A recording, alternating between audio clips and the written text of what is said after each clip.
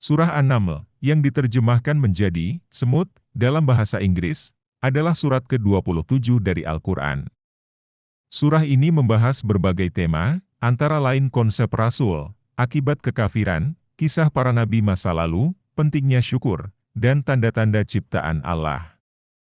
Berikut tafsir singkat beberapa tema dan ayat kunci dalam surat An-Naml. 1.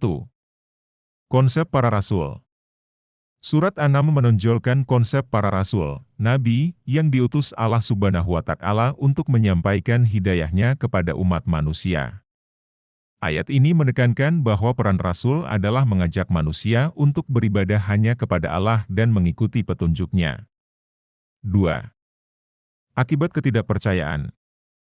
Surah ini memperingatkan tentang akibat dari kekafiran dan kemaksiatan kepada Allah. Disebutkan akibat orang-orang yang menolak petunjuk Tuhan, termasuk hilangnya cahaya dan petunjuk spiritual. 3. Kisah para nabi masa lalu. Surah An-Naml menceritakan kisah beberapa nabi masa lalu, termasuk Musa, dan Sulaiman. Kisah-kisah ini menjadi pelajaran tentang iman, kebijaksanaan, dan konsekuensi dari penolakan pesan Tuhan. 4. Pelajaran semut dalam ketundukan. Surah ini berisi kisah penting tentang Sulaiman, dan semut. Ketika Sulaiman dan pasukannya mendekati sebuah koloni semut, dia mendengar seekor semut memperingatkan semut lainnya untuk mencari perlindungan di rumah mereka agar tidak dihancurkan oleh pasukan yang mendekat secara tidak sengaja. Kisah ini menyoroti pentingnya kerendahan hati dan ketundukan kepada Allah, bahkan pada makhluk terkecil sekalipun. 5. Pentingnya syukur. Surat An-Naml menggarisbawahi pentingnya rasa syukur kepada Allah atas nikmat dan nikmatnya. Disebutkan bagaimana orang yang tidak bersyukur akan mendapat akibat, sedangkan orang yang bersyukur akan diberi pahala. 6. Peran bimbingan. Surah ini menyoroti peran bimbingan yang diberikan oleh Allah dan Rasul-Nya.